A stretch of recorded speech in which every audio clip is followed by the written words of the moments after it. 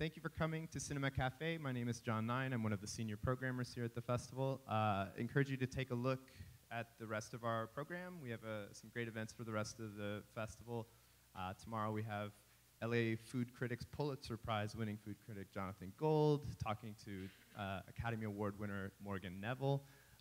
Check out the rest of the program. We're here until Sunday. You might notice we only have 2 seats today. We had planned to have Doug Aiken, whose film Station to Station is in the New Frontier program. Unfortunately, he's quite ill this morning and probably would not be able to sit on the chair.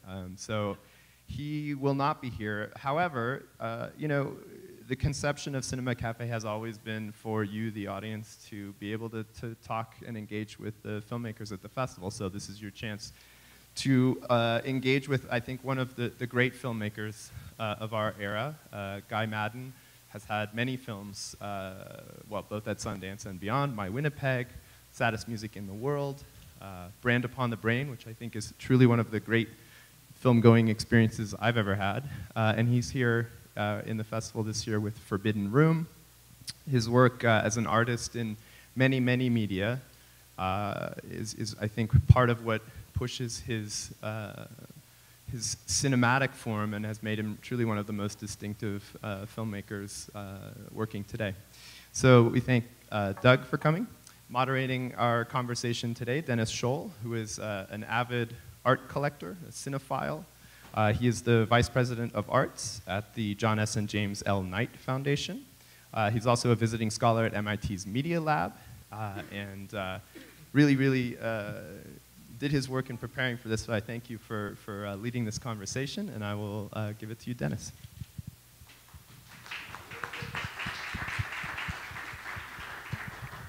Thanks very much, John. I've spent the last week preparing a beautiful alternate question set between Doug and Guy, so if I say the word Doug once or twice, just forgive me ahead of time. I know I'm going to do it, so I just want to put it out there.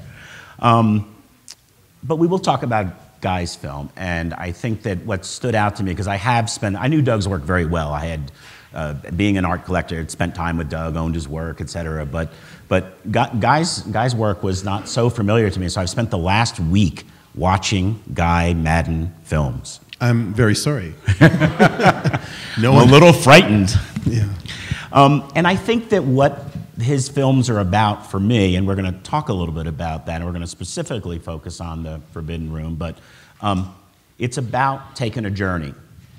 And I was reading some of the write-ups of the film, you know, after it debuted here, and I was thinking to myself that in Doug's case, Station to Station was really about a train journey, and a number of the reviews of Guy's film called it a hallucinogenic journey. So, but in each case, you know, in this case, you have to just let go and take the ride. It really is something that is required.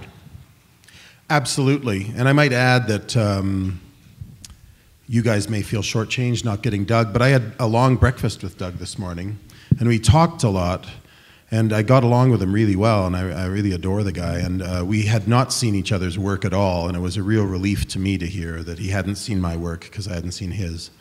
And then we just started having our own panel. And we talked for about an hour, so the panel did happen. Trust me, and it was great. But just toward the end, a lot of little beads of sweat started forming on his upper lip, and his complexion got transparent, actually.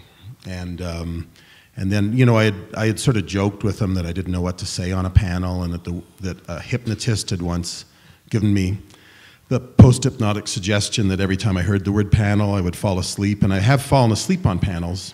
But this is... I'm feeling really good about this right now. But this is, no, I'm staying wide awake now because it's more of a conversation. So we had a conversation, Doug and I, and it was great. You should have been there. And now we're having a conversation. Fair enough. And I'm awake. And yeah, thank you for putting it that way, because I've been asked to describe this picture, which has showed in public only once now. Its world premiere was the other day at the library.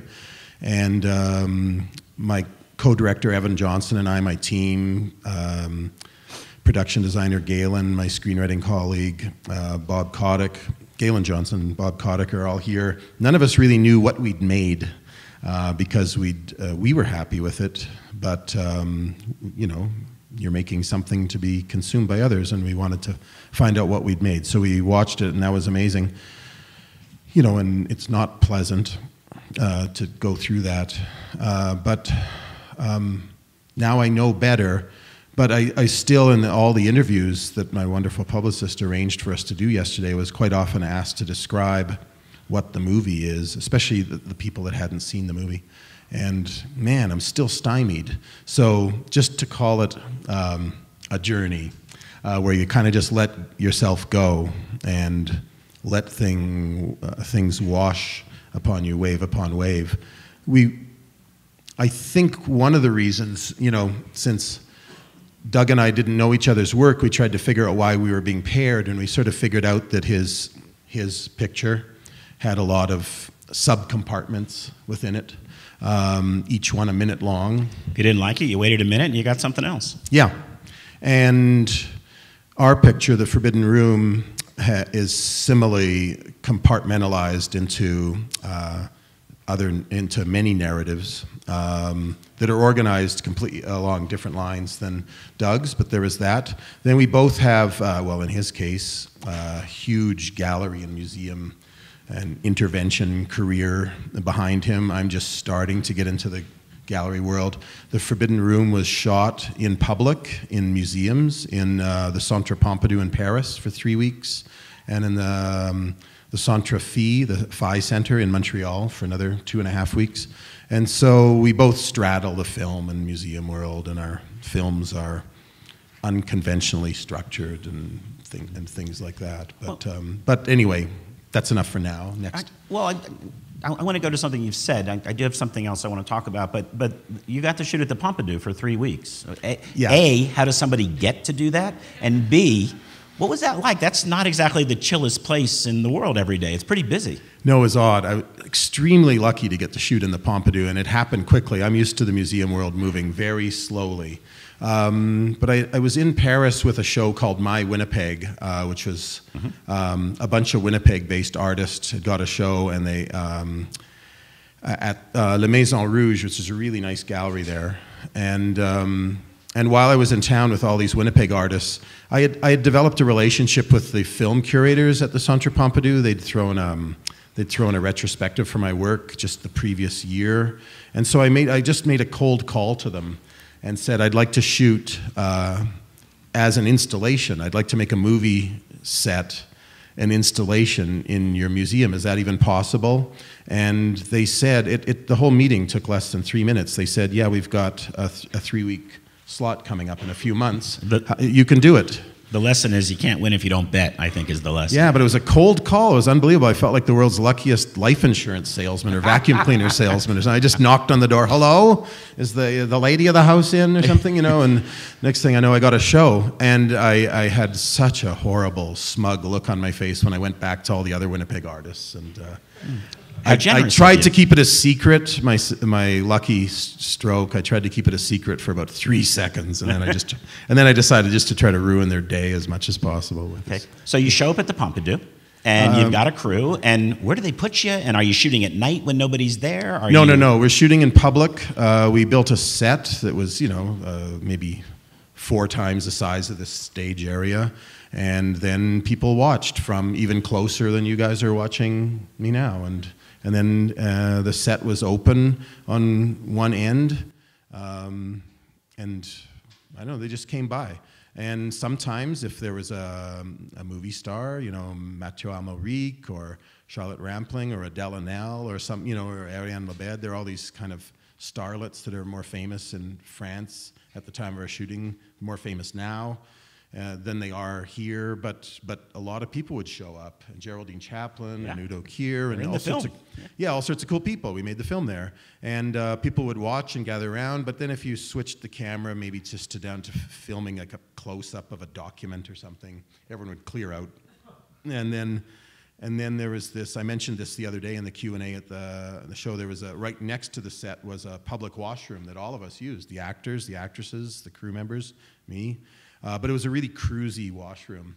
And so there was not just interaction with a very noisy public, everyone talking, and it was in the foyer of the Pompidou, the part where you can mingle and mill before you pay for your admission. So there's just all sorts of people in there in a big cavernous foyer, and so the voices bounced around so much and became eventually homogenized into that ocean sound you get when you put your ear to a seashell. With the white noise. Yeah, so we were recording dialogue in there even, and it was hilarious. And every now and then, like a local radio station would go in there and play, you know, like, I remember this Police song kept playing over and over again, and you'd have to wait for that. But usually we just kept recording over whatever extraneous noise was there. And if things got quiet, then you'd hear fantastic marshland mating ritual sounds coming out of the cruisy bathroom.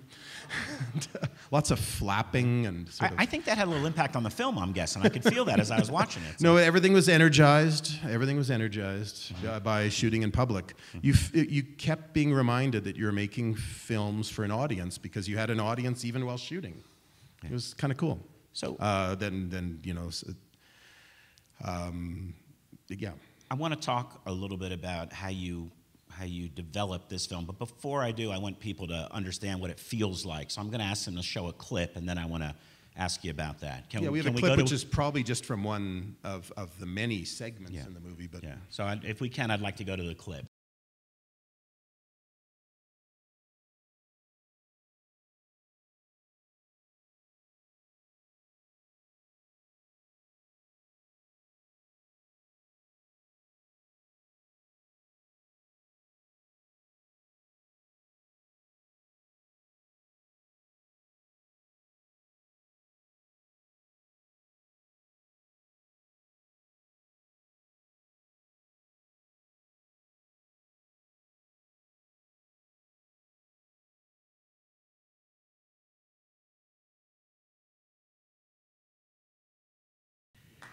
Please. Thank you. Thank you. You may have noticed a lot of silent movie intertitles there. The movies are full of dialogue as well, but I just never... emboldened by Joseph von Sternberg's use of intertitles in The Scarlet Empress, one of his best movies with Marlene Dietrich, which is a full-on talkie. But he included intertitles just whenever he wanted to steer the flavors a certain way or engorge his flavors even more, his already over-engorged flavors. He just resorted to an otherwise abandoned vocabulary unit, and I just thought, well, why abandoned? Why, like, when you learn a new word, you don't get rid of other words that you already know. So why should film abandon vocabulary units while it develops new ones? So I like the idea of using intertitles along with dialogue. I read a lot to prepare for this. I know that you were troubled by so many films that were lost, the Lon Chaney directed films, Jean Vigo films. Yeah. Can you talk a little bit about the research you did about that issue and those films, and how, because this film is kind of on that cusp. You talk about it being a silent and then going to talkies. The early talkies had these intertitles, and this particular segment was inspired by a lost Filipino film from the silent era. There was this guy Jose Nepomuceno he just churned out all the films in the Philippines in the first few decades of the century, and he made some movies based on a really popular in the Philippines vampire myth, the Aswang. And I just thought, and when I heard of that, I was as excited as when I first heard of the German mountain film, which is the equivalent of the American Western or something. I just thought, wow, I've got to make an Aswang film someday. But the whole project started out as an internet interactive project, which is still going to happen later on, where my partner Evan Johnson and I resolved to adapt from synopses and reviews we were managed to find of the thousands of lost movies there are out there, especially from the first few decades of this young art. There were like 80% of all the films ever made in the first few decades are lost, probably for good. And their titles sound so intriguing. Mikio Naruza's "Ladies, Be Careful of Your Sleeves." You know, you want to see that. You know, and the little clips that exist, maybe just a little surviving fragment of Lon Chaney's "The Miracle Man," or the case of Lena Smith of von Sternberg, to mention the people we've already discussed. But there's just so many, and from almost every country in the world. And it's not just the basic white Euro-American male directors. There are all sorts of women directors in the early going, and directors from every country, and Islamic women directors from the 20s in Egypt. And their films were lost. Sometimes the directors themselves ended up getting lost. There were directors and film destroyed along with their films by the Khmer Rouge in the 70s. There were films that were lost because they never got a chance to be made by marginalized people, and there's so many different ways of being lost. And our minds started to boggle, and we decided to start making films from as many different fascinating points. Films suppressed by the HUAC committee by blacklisting, films destroyed because Joan Crawford didn't like the makeup she had, and you know, things like that. You know, I have to say, one of my favorite lost films, a Brad Grinter film from America, 1974, called Never the Twain, which was some sort of sexploitation picture about a guy possessed by the spirit of Mark Twain visiting the 1974 Miss Nude World pageant. Really wanted to adapt. I think that one's worth remaking. Let's take a shot at that. Let's just shake hands on that one now. I'll make it for you. You can own it. And, those that know me know that I'm going to deliver on that promise. Your first piece by me.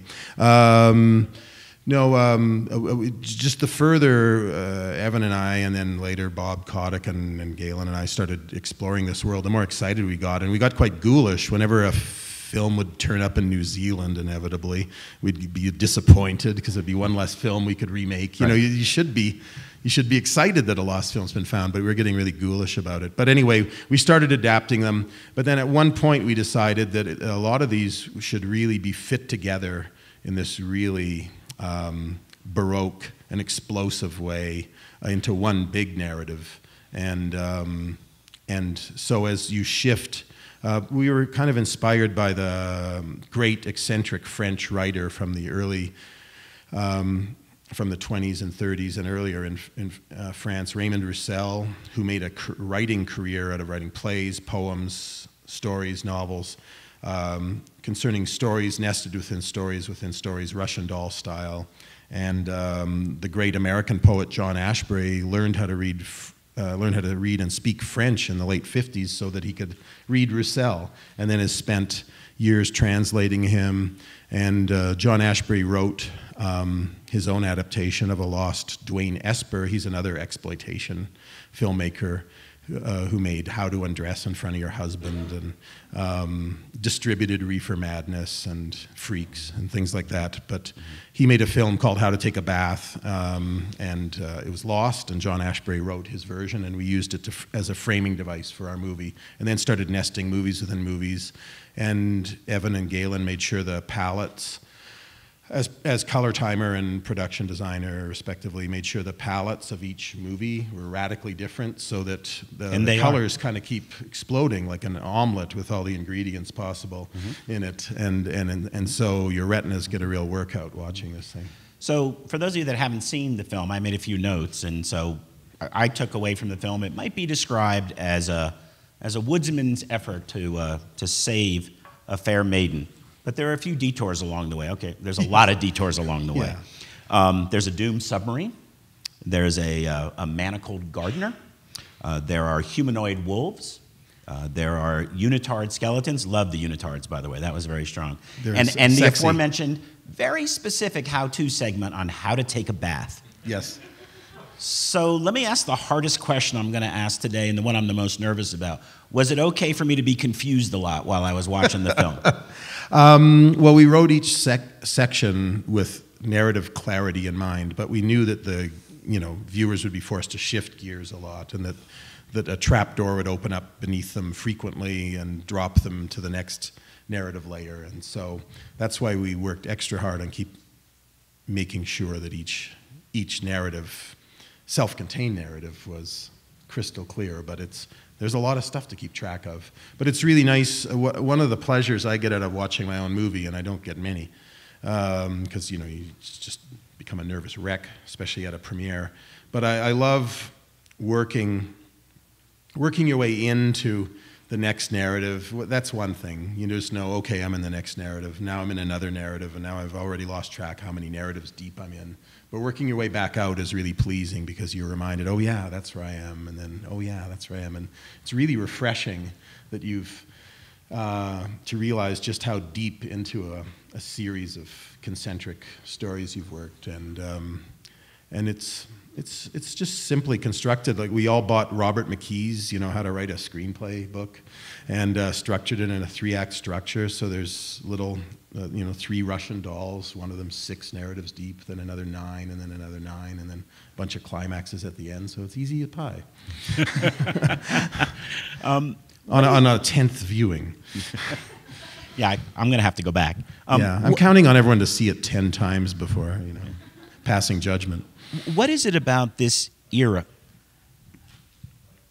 I'm not hot. Yeah, there we go. Thank you. What is it about this era that compels you, and why is it a preferred way of storytelling for you in terms of this kind of edge of the silent and talkie era? What I loved about the part talkie was, a lot of films were made as silent films, and then studios shelved them when talkies came in, and then often realized, hey, we can exploit our assets that are just sitting on the shelves if we go back in and shoot 1 or 2 scenes with a musical number or a little bit of dialogue. And those movies became known as goat glands, named after a then popular surgical procedure that men used to treat impotence or just erectile dysfunction by having goat or monkey glands installed somewhere in their abdomens. I think maybe doctors were performing a little sleight of hand and throwing the goat gland into the medical refuse bin, but these movies were rejuvenated the same way, or the idea was they'd be rejuvenated. It was basically a placebo. And what excited me about them was that the same reason I mentioned earlier, they're a hybrid of silent and talking pictures. They have the best of both. And most people view 1929, the year of the goat gland, as the worst year in cinema history. But for me, it's the most exciting because it just represents the attitude that you just keep all the... Why? In its short run down the road, the film industry has discarded so many perfectly good working vocabulary units in its industrial haste, and I've just had all the time in the world to stroll down that highway and just pick up these things and repurpose them. And with a lot of joy. Tons of joy, and it's fun, and you feel mischievous, and you can almost take credit for inventing them because there's a lot of things that are just forgotten and they still feel new and fresh. You know how when you look at German expressionist cinema, it still seems modern, and so all these things still seem modern to me. And sure, it seems even when I make a picture that's 100% talking, as I've done in full color, there's still, the reviewers will still describe them as silent movies. I think it's because my way into understanding narrative, whether it's literature or watching a movie, is I always try figuring things out by entering it through the work of art, through the fairy tale door, and then getting my bearings and deciding then whether it's a fairy tale or not or whatever. But when writing the stories, you're dealing with, with silent, we treat characters the way silent movie screenwriters would, as more like types. You got to have a quick type, and then we have them interact, and then you start nipple tweaking, trying to do something both modernist or postmodern or just savvy, just something 2015 as opposed. So not only are the movies conspicuously modern because they're so conspicuously digital, but there's something I like about that era because silent film takes one giant step toward the fairy tale, toward the mannered. It enables you to prettify the language, engorge it, heighten it. It enables you to take human truths that we all vaguely understand about ourselves, and it just uninhibits them good melodrama is the truth uninhibited, not exaggerated, but uninhibited. When you exaggerate the truth, you make it untrue. But when you uninhibit it, the way fairy tales do, you make it you make the truth more apparent. And so I like what good silent films could do that way, just like good fairy tales, just like what opera or painting or whatever songs can do. And so I like working in that stuff. Opera for sure. I think opera is a perfect reference point for this. Absolutely. I've often described my movies by way of helping people in as opera without singing. You know. So you noted during the Q&A when the film had its premiere that there's no film this year at this year's film festival. Yeah, apparently one 16mm film. Very no good. 35s, no. And of course there's a lot of nostalgia for film, but you shot this all on digital and did everything in post. I know you don't like to talk about process that much, but could you just touch on that? Does film matter anymore when you can do what you do with the digital unit? I mean, does it, it's so handcrafted, it feels like. Yeah, thanks. It's all what you do with what you got. I don't know. I'll leave it for other people to say whether film matters or not. Obviously, there's people that feel really strongly about it. Paul Thomas Anderson shoots in 70mm. Quentin Tarantino cares enough about film that he's bought a theater and shows only film. And I've been to the theater and I've enjoyed myself. And I love watching the film he projects, and especially the trailers. Holy smokes! But for my purposes, I've always worked in Winnipeg, which meant sending the film out to a lab in Toronto and waiting an agonizing week for it to come back to see if there was even a picture there at all. And I like working digitally. There's when Evan, my co-director, is manipulating the images. He could do the same manipulations to film, but there'd be this unnecessary, costly film step in there. And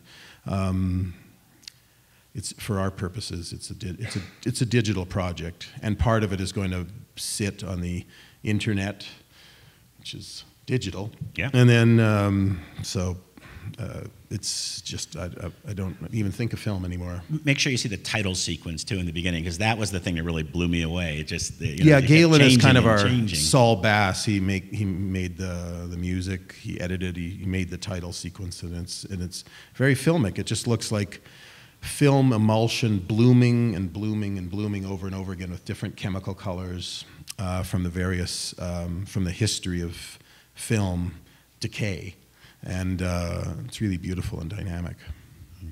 Now, this one was a long time coming. Can you talk about how long it took you to, from conception to We started completion? working on it about 4.5 years ago, and I'm used to a film taking about a year from start to finish. Sometimes a little longer, and sometimes even a little less. But this one was longer because it took a little while. It was more of an organic or a composting, a settling in what it was going to be. We started off very optimistically that we'd be able to make an internet interactive, and then we added a feature project to it. And then you also can't finance new media, the internet stuff, as easily as you can finance film, in Canada anyway, when you're relying on accessing government money. And there's a real system that works in boilerplate fashion for Canadian filmmakers if you're in the good books of the state, but when you try to make all these wonderfully lubricated and bureaucrats, when you try to force them to bend to fit new media, even though everyone claims they want to embrace new media and they know that that's part of the future of maybe the entirety of their future as a funding body, but they still have their rules. And so we just we got bogged down in financing troubles. Plus, shooting in public spaces, the Pompidou thing fell into place quickly, but some other places were more typically slow, like institutions tend to be. And so there was a lot of waiting to see if we were going to go into places or not, and some of them fell through, and some of them we didn't have money for, and some of them were in countries that Canada didn't have co-production agreements with, so it just proved to be heartbreakingly impossible. So it just took longer. Did that extended gestation period, though, did it add something to the film? Did it change the film in your mind? Well, it just kind of broke us, spirit and body, but I think we did need to think about what it was exactly, and we're still thinking about it a bit. especially the interactive part, which will come out later this year and is sponsored by the National Film Board of Canada, which is really doing groundbreaking interactive work. They're amazing, and they've been really supportive, and we've had a number of think tanks in various parts of the continent where they invite people from other fields all together, and we have to discuss and justify our aspirations and hopes, and then we end up emerging from them after a week, sort of staggering out of them with a better understanding of what it is we'd hope to do and what we should do and things like that. So we've needed the time, frankly. When we just blithely started this project, naively, we figured it would take a year and a half or something. It's just taken longer, that's all. But it's really turning into something that I'm super proud of. Yeah. And you've alluded to it, but can you talk a little bit about how this film will relate to the interactive project, which is called Seances, I believe? The interactive project, Seances, just, I guess, I was just struck during a visit to Paris when I wanted to see a movie in a theater that the seatings, like the 7 o'clock and the 9 o'clock seatings, were called seances. And we here in North America think of seances as paranormal seatings in the dark. But the word seance just means a seating, and so in France it means a seating in the dark to watch something projected, something that's no longer there but is recorded and projected. There's a medium, a director, or a projectionist or something. And then the paranormal seance is kind of the same thing, a bunch of people hoping to see something, hoping to believe in something that's not really there. We'll sit down in the dark. When the lights go on, they want to believe in what they see. When the lights go on, they go home, they discuss among themselves just how enchanted they were, whether they bought anything or not, and whether the medium was a charlatan or not. I think in both cases, the director and the bejeweled turban-wearing medium, they're both mountebanks, charlatans, frauds. And so basically a paranormal seance and a movie seance are the same thing. So I had all these lost movies that I wanted to see, and I just started thinking of them as films with no known final resting place. And that reminded me of sad spirits wandering the landscape of film history, unable to project themselves for people. And I thought the only way of ever seeing these movies that would be projected by these sad spirits is if I made them myself. But it occurred to me with this word seance that if I gathered around a table, and this is what I did at the Centre Pompidou and the Phi Center, gathered actors around a table, put them into a trance. It's very easy to put an actor into a trance. Sometimes just brushing up against them, they sort of go into a trance. And then invite the spirit of a lost film to enter their bodies, compel them to act out the long-forgotten plots of a lost film that day. And then, as a spirit photographer, just shoot it. So Ben Kasulke, who was here earlier, my DOP for life, I hope, and I would just suck up the images with our little dust busters. And then John Gerdebeck, my editor, would cut them together, and we'd have spirit photographed lost movies. So before we go to the audience, I want to ask you one last question, because it's the thing I also struggled with, and that is that you embrace melodrama, and yet Absolutely. we as a society Are tend to uncomfortable be, with it. Yeah. Really uncomfortable. I mean, Embarrassed by it. Except for reality TV, which we embrace willingly, but setting that aside. What could be more melodramatic than reality Exactly. TV? It seems like, well, since my working definition of melodrama is just the truth uninhibited, you're not allowed to, if you see someone you lust after, a total stranger, you're not allowed just to grab him or her and have your way. Except in the film, the guy with the... Well, exactly, except in film. If you see someone you hate, you're not allowed to clock him one. If you, if you're jealous of your brother, you're not allowed to smite him with a stone, Maybe in your dreams you get to uninhibit some of these repressed feelings, repressed by civilization, repressed by police officers, repressed by good taste sometimes, but nonetheless repressed.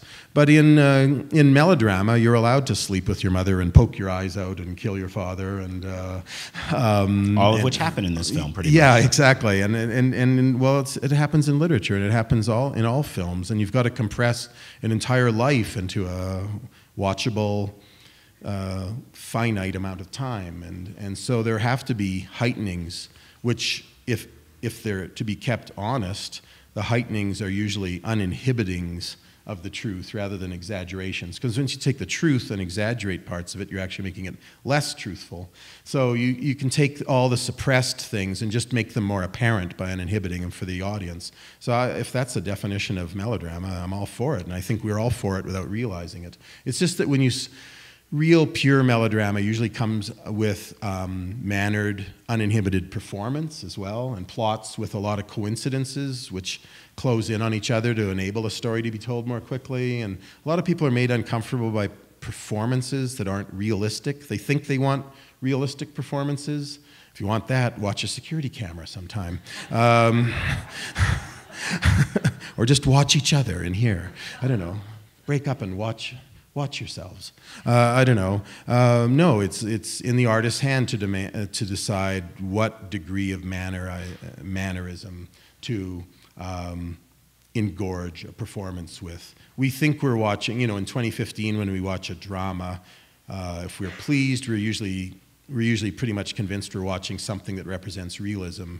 But give it 20 or 30 years, just when you watch a movie from the 60s now or something, and you realize how stylized the performances are, or the 50s, the dramas that passed as realistic, or the 40s, or whatever. Each era has its own kind of determined by all of us, all the people, us hoi polloi, all decide what passes for realism, and then as time passes, we realize it's not so realistic. It's about as realistic as a fairy tale, which means if it's good, it's psychologically realistic, but on the surface, no more realistic than a tapestry or a song or anything else. Well, we're going to take some time now and take some audience questions. If you have a question, raise your hand, and please wait for the mic. There are folks with a mic in the fourth row in the center aisle, please. Somebody just raise their hand. Right there. Thank you. How you doing? My name is Don. I wanted to know, I have a bunch of questions, but I'll wait, ask two and then go around. The first one is, if you wouldn't mind answering, what camera did you shoot on, and what type of lighting did you use for the film we saw? Oh, okay. That was shot in Montreal, where we're using a couple of Black Magic cameras. That's all I know. Mine was pretty pared down because I like just to hand-hold my camera, and the other person who was shooting was the DOP, and she had a big, she had the Blackmagic rigged out with all sorts of things, and she had a bunch of camera assistants, so she sort of resembled a woman walking around with an air conditioner on her back. But it was the same camera, though, but just hers had more bells and whistles on it. And what was the second part of your question, sorry? The second question was, what type of lighting? Oh, it's nothing special. Movie lighting. I like lots of chiaroscuro and shadows and things. So,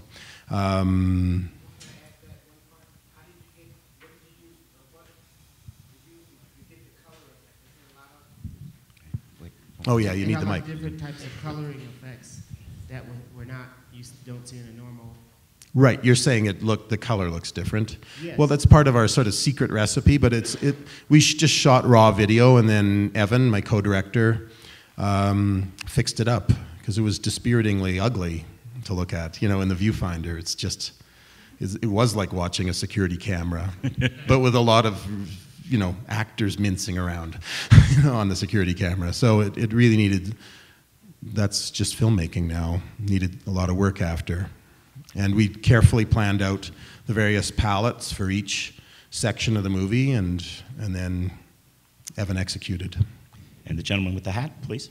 Just wait for the mic. Thanks. Having your film screened in both theatrical and art gallery settings, how does that shape your work in production and post-production? Yeah, it's not like this film will just play in an art. Well, they play in art galleries because art galleries usually have a theater. I made an early movie, my first foray into installations, called Cowards Bend the Knee, and it was designed from the very beginning, before I even started writing the script, to be viewed through peepholes. As a kid, I spent a lot of time drilling holes in walls and spying on people and stuff. And as an adult, I realized it was time I returned I sort of turned the tables on myself and put in the most lurid autobiography on film possible, and then projected it on the other side of peepholes and let people spy on me for a while. Unfortunately, due to a quirk in the gallery air conditioning systems, whoever put their eye up to this hole in the gyprock was treated to an eyeball dehydrating blast of wind, complete with particles of gyprock. And I saw a lot of hemorrhaged eyeballs, sort of squeezed together with hands pressed deeply into the face, staggering out of and so I finally just went to a single channel, and Zeitgeist distributed it as a DVD, and it felt good to go to screenings there. So I've had an uneasy relationship at first with galleries, but I guess the most comfortable I've gotten in galleries is where it's the actual making of the movie is taking place there. And then if I could figure out a way for the interactive to sit in galleries, whether it's me personally conducting seances with lost spirits and then showing the interactive, it might be something like that. It's in other words, to be determined. Yeah. Gentleman up front. Hi. You were saying that when you were making the film, you didn't necessarily know how audiences would react to it. You just knew that you liked it. I was curious if at the premiere, how did you feel about the audience reaction? Were there moments that surprised you how they responded to moments in the film? I was pretty pleased. There was a sound issue with our hard drive that was driving me crazy, so there was no way I was going to enjoy myself anyway, but most people didn't notice it or wouldn't have known, would have thought it was intentional or something anyway, but I was thrilled that people seemed to be audibly reacting, and I'm a laugh slut. I like to hear laughter. And so early on, people were really engaged. And then pretty quickly, the ethos of the picture started weeding out people, and people started, walking out, running out, crawling out, just getting themselves out of there, if they didn't want to be there. But that neither surprised me nor concerned me. I've long ago realized that even if my wildest dreams came true, I'd still only be for a certain demographic. That was why I was interested in getting involved in the internet. I thought I could find my demographic, almost every member of my demographic, eventually through the internet. No, I was thrilled. But other than, like I said, I was in agony. But everything's been fixed for tonight's screening in Salt Lake City, so I'm thrilled. So tonight's, I don't know, we'll just see. It's a little bit different in each city. Sometimes there's an awakeness in a room. It depends on what everyone had for lunch sometimes, like how sleepy people are. But I feel there's a little something for almost everybody in my demographic in this picture, so I feel okay about it. I think I don't need to see it too many more times. Usually once or twice per movie is enough. I remember reading in Buñuel's autobiography that he only watched his movies once and then never again. I didn't believe him. I read that long before I'd ever started making my own movies, but now I believe him. It's like you're just punishing yourself by going too often. You quickly know what you've made and what's working, what isn't, and you don't need to learn that over and over and over again. So I was pleased. I want to say that we were back in the green room talking, and we were talking about the screening, and Guy said, yeah, some people left. He said, just not for them. The power of his craft, he just, he makes these films because he has to. And I think that is a really powerful statement when you go to a screening like that and you do see somebody get up and leave. Instead of agonizing over that, you're making these films because you have to make them. And I got such a great feeling of what it is to be an artist from hearing you say that back there. It's really joyful. Yeah, I can't say I always enjoyed watching people walk out when but I've learned. We get uncomfortable with melodrama. Yeah, that's right. They're just uncomfortable with melodrama. Right. Well, some of them are comfortable with melodrama, just hate my movie, but no, I don't know. But no, it's fine now. I was a bit shocked, actually, at how little it bothered me. I finally arrived at that spot, so I'm cool with it. Good. Yes, please. Wait for the mic. Thanks. Considering that you shot in sort of a public setting, what are some challenges you faced and how did you overcome them? Geez, there are almost no challenges. We felt obliged to move more quickly, I think, which I really liked, because I remember my very first impression of visiting a movie set was how horribly boring it was and how slow-moving it was and how you couldn't tell who the director was even, and that the person who was talking like the director was me, I realize now, the first assistant director. But you never saw, and you couldn't tell which of the thousands of people working on the movie was actually the star.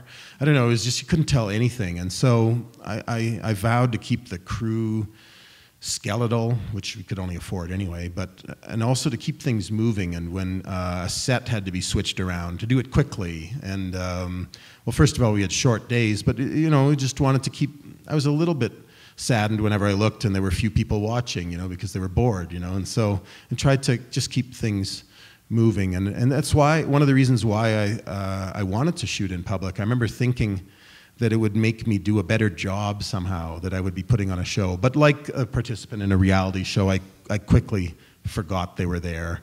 I quickly forgot some of them had cameras. I quickly forgot about those cameras, and every now and then in Paris there was also, people could watch from floor levels and they could also watch from above. There was a balcony on 3 sides above, and sometimes people would drop gum wrappers or chewed gum or sandwiches or things down and popcorn. And that was kind of fun, you know. Some of it remains in the film, you know, just, you know, food raining down on people, and it was kind of fun. I don't know, and then every now and then, you know, like when you're shooting something really boring that you just needed to shoot it, everyone would go away except for 2 really alarmingly persistent people who would just stare at you the whole time, and you'd begin to wonder. But other than just worrying about walking home at night, you know, there were no real challenges. So it was kind of a thrill, actually. And sometimes friends would come down, people who just happened to be passing through Paris. You know, my daughter's half-brother came through, and, you know, when I took a break and shooting for a few seconds to think, he came in on set and shook my hand. It was really nice, actually, just having, you know, you didn't get lonely ever. It was kind of fun. There's almost no challenges. Please, the gentleman right next. Yeah. Where did you film these submarine scenes, and what challenges did you have with representing a small enclosed space like that? Where did I shoot the submarine scenes, sorry? That was shot in Montreal. Galen Johnson, our production designer, just made some, you know, submarine segments. I forget how long it was, because there's an illusion in the movie that it's like 60 feet long, but I think it was actually something like 6 feet long or something like that. And no, it must have been more like 10, but whatever. 12, thank you. Galen's back there, 12. I like cozy spaces. I don't know how to light for really big, I wouldn't know how to shoot this room, for instance. That really shines through in the film, that, you know, you're so tight all the time. You feel, as a viewer, you almost feel the, you know, as part of that. Well, it's one of the things Galen and I talked about beforehand. I just said I prefer small spaces anyway. For my movie Saddest Music in the World, I had by far the biggest budget possible. I hired a production designer, made really big sets, and then I would just go into the corner of that giant set and shoot a tiny little thing, and none of these giant, amazing sets even made it into the movie. So with Galen, he was worried about the small budget we had, and I said, well, if it's any reassurance, I prefer really tiny, little womb-like structures. I only know how to light by aiming one light, basically, into the center and just letting it grade off into shadows anyway. So I prefer sort of womb-like snugness and compositions and people gathered around themselves. So I'm sorry, I've forgotten some of your question, but it was in Montreal in a 12-foot long submarine section, which at one point we were going to open up to make 24 feet long and shoot as a cross section, but we ran out of time that day. And that was it, I guess. Yes. Thanks. Yeah, please. So, right here. Yes. You mentioned that often, you know, people's viewing experience is impacted by what they ate for lunch, right? So do you think it's possible to reset that in the first 10, 15 minutes? And if so, what are some strategies that you've learned? That Oh, you mean just blow physical presence out of everyone's system and just override it? You mean? Well, because it's true. Like you come in with your subjectivity, you're predisposed for a certain experience, and you can't have a completely objective viewing experience. You're coming in from a specific viewpoint. Right. But I just wonder if you've, because I find that a challenge as a filmmaker. So how do you kind of bring people into the common space? Yeah. Can you? Have you figured out strategies for how to do that? Gee, it's not like I've reached, billions of people or anything like that. I guess, you'd be better off putting that question to Steven Spielberg or something, who showed the dinosaur within the first 17 seconds or something. But I don't know. But it was funny. I presented a couple of my movies with live elements. My movie, My Winnipeg, I narrated live like an old school travelogue. And my movie, Brand Upon the Brain, had an orchestra, some Foley sound effects artists, a narrator, a castrato, and I don't know, like in a trained chihuahua or something like that, going, like just keeping things going. And that's when I learned, well, for one thing, the walkout ratio went down from my usual 85% to 0. And the live elements made me feel more like a showman. Especially when I was narrating My Winnipeg, I could sense if the energy was a little low, I could just lean into it a bit more.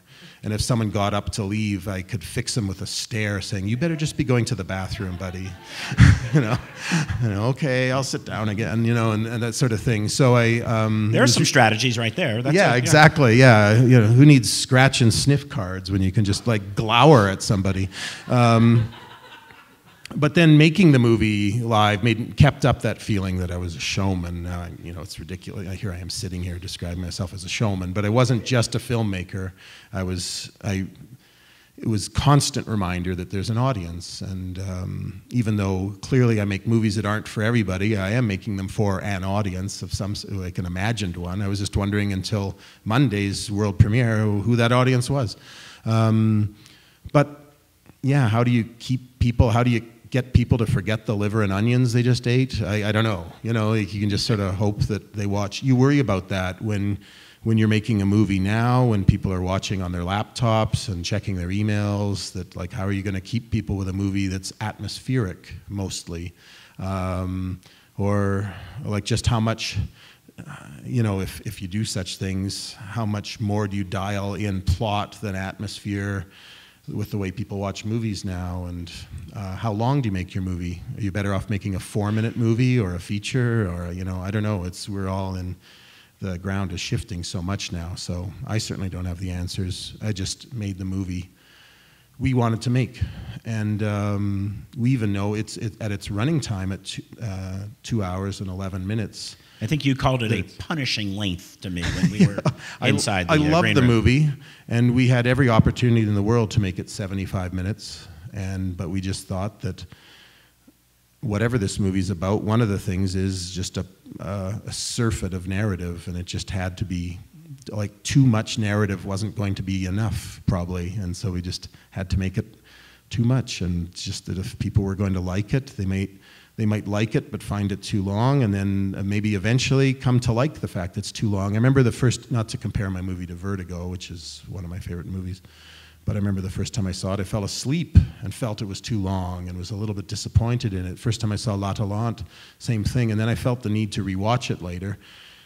I would love it if people felt the need to rewatch my movie later, but I remember just loving it on its terms finally, and coming to it, and loving the fact that Vertigo had one extra act, and loving the fact that La Talente wasn't surreal in an easy way, and an obvious way, but worked on me very slowly, and then finally I came around on it. And why shouldn't people have to think about things? I don't want to make my movie seem like a homework assignment, or like you're going to be tested on film history afterwards or anything. But if it's a little bit less than perfect as a first viewing experience, but you liked parts of it a lot, geez, I'm thrilled, you know, and then maybe you'll come back and like it even more someday, you know. So that's perfect for me. That's how my favorite movies have come to me, and how I've then had to come to them. When and where is tonight? Is it tonight's screening you have? Tonight's screening, I don't know the exact time, but it's in Salt Lake City a little later, I think. The special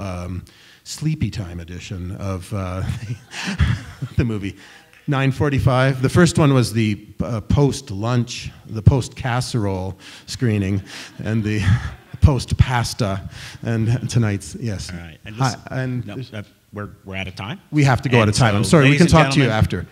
Please join me in thanking Guy Maddin. Okay, thank you very much. Thank you.